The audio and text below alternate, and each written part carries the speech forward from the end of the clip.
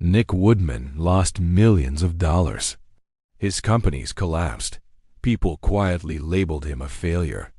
But one surf trip changed his life forever. Nick didn't grow up desperate. He was born in 1975 in Menlo Park, California, into a comfortable family. His father was an investment banker. His mother worked in travel. From the outside, his path looked secure.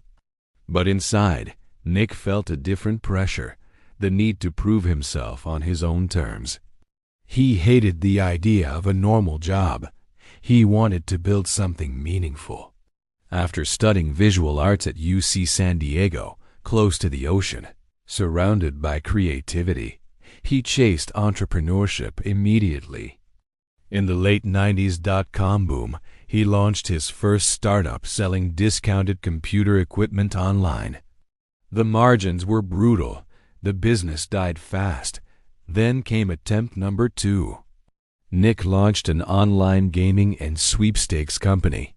This time, he raised nearly $4 million from investors, including family and friends. For a moment, it looked promising. Then the dot-com bubble burst. The company collapsed. At just 26 years old, Nick had lost not only his own money, but other people's trust. He was broke, humiliated, and forced to move back into his parents' house while his friends built careers and moved forward. Most people would have quit right there. Nick didn't. Instead of chasing another startup, he escaped.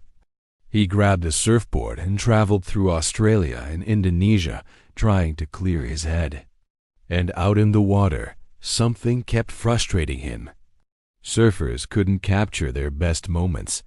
Cameras weren't built for action.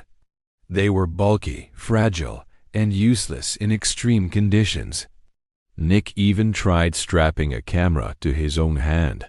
Awkward, uncomfortable, and unreliable. That's when the idea hit him. What if there was a camera made specifically for action? Nick returned home obsessed.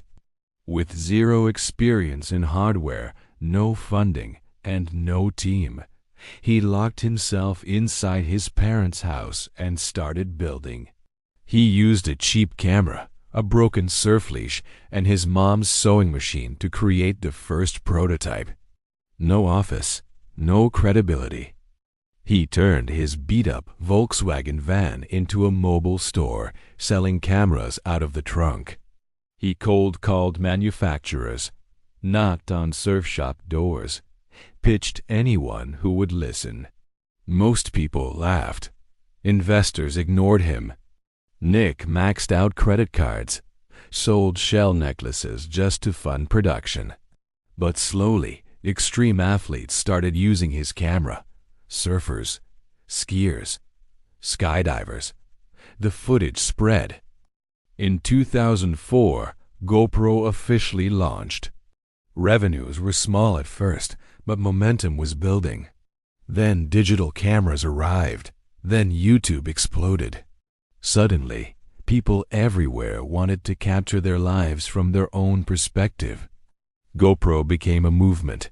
By 2012, GoPro dominated the action camera market. In 2014, the company went public at a valuation of nearly $3 billion. The same man once labeled a failure became a billionaire. But the story didn't end there. Success brought overconfidence. GoPro expanded too fast. Some products flopped. The Karma drone failed spectacularly. Layoffs followed. The company stumbled hard.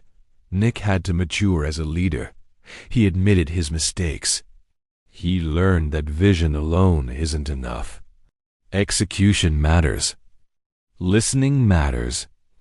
Humility matters, and through it all, he gave back. Nick and his wife donated hundreds of millions of dollars to education, community spaces, and social causes. In recent years, as GoPro struggled again, Nick voluntarily gave up his salary to protect his employees and stabilize the company. That's leadership. Nick Woodman failed twice, lost millions, lost face. But failure didn't end his story, it shaped it. His biggest breakthrough came directly from his biggest setback. So here's the real question. Are you letting failure stop you? Or are you willing to paddle back out, even after being knocked down? Because sometimes the wave that changes everything only comes after you wipe out. Believe.